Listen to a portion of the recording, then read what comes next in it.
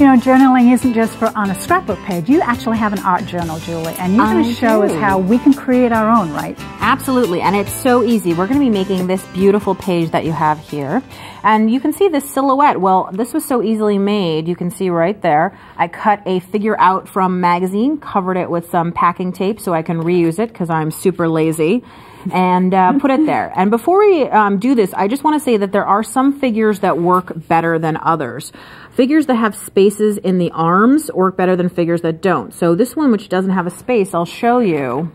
This kind of just looks like a blob, right? It doesn't really look good. So make sure that you have some spaces in the arms when you do this. Gives you more to work with. Exactly. Okay, so this is super easy to get started. I simply put it down on my page. And now I'm working with a water brush that comes in 2 pieces. I have pre-filled this with water. I'm just going to take that plug out, and I'm going to go ahead and I'm going to screw on the top of that water brush. And then you simply squeeze it to release the water into the brush tip, and then I'm going to go straight into my watercolor. And I'm going to go ahead and just holding the figure with one hand, I'm just going to scratch some watercolor around it to get that figure to show. And I'm going to put some paper towel in here, and I'm going to flip the page to show you one that I already have done. And that paper towel is just so that, you know, it absorbs some of the water we're using. You know, I love this size because you've got 12 colors in here, but it's so nice and small. The brush is in here. Yeah, I could put that in my pocket and take it on a plane. I have it. You know what I did on the plane here is I art journaled. It was very fun. Well, of course. Would I doubt that? Then I'm just going to take a black pen and I'm just going to go around the silhouette that I drew. And I'm not being particularly careful. I'm just getting the basic shape of that silhouette down. And I'm just going to continue around, and I want to make sure that I get all her hair and all that other stuff and the inside of her arm and down through her legs. That was fast and easy. That was very fast and very easy.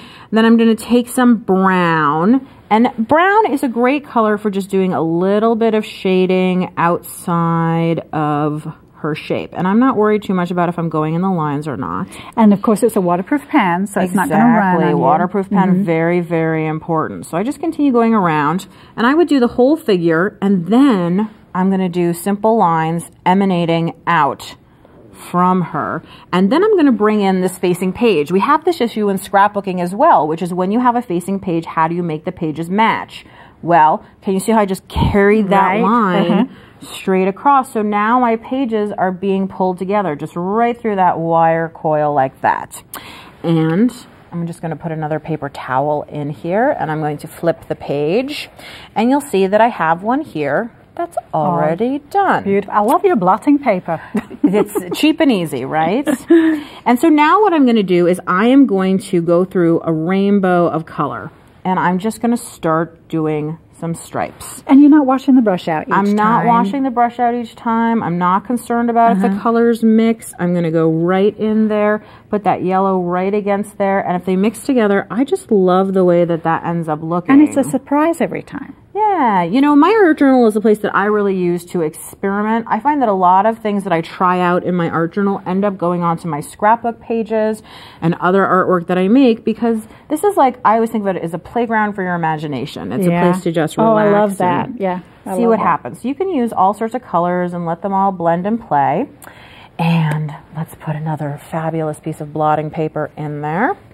And we're going to flip the page, and you can see, woo, just a rainbow. All that color, and you don't have to worry about it. And now, this is unfortunately a little bit hard for me to do upside down, so maybe we'll do it sideways, which is I'm going to do my journaling inside this figure. So, and you're going to use the brush. I'm going to use the brush. I'm going to say, today, and you can see it's very messy and easy. Yeah. Today I am feeling happy because I'm here with you. Well, there you go. Of course. And, you know, and you just could keep going as much as you wanted.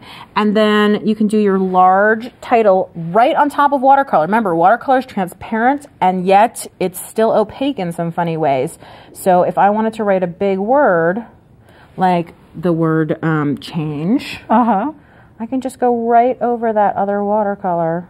You know, I can imagine this would be great to do with your kids. Oh, yeah. Grandchildren. Oh, I mean, because You know, when they're young, they have no limits, and they love to take a piece of white paper, and they don't even think about it. They just play. And we can learn a lot from them. Like we're learning a lot from you. And watercolor is also so forgiving. You know, it doesn't matter. If you feel like there's a place that's a little bit difficult, you can just grab some excess water, rub, and then you can take a paper towel and you can blot it up and you can clean up a lot of issues. And you get all the different effects and everything. Exactly. So let me show you back that original page and you can see fun, simple, and incredibly easy. I love your art journal, Julie. Thanks a lot. We'll be right back.